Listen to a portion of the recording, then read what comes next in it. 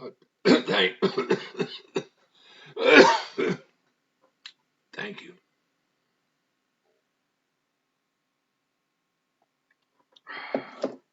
This this isn't mine. I dodged that shit show.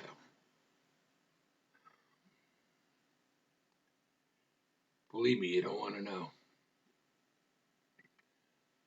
Now, my buddy Tommy, when he got back, he didn't want anybody to know that he was over there. So they gave him his hat, and he chucked it in the garbage, threw it away. The next morning, I went back to his house, and I got there when the garbage man got there, and I grabbed the hat, and I've had it ever since.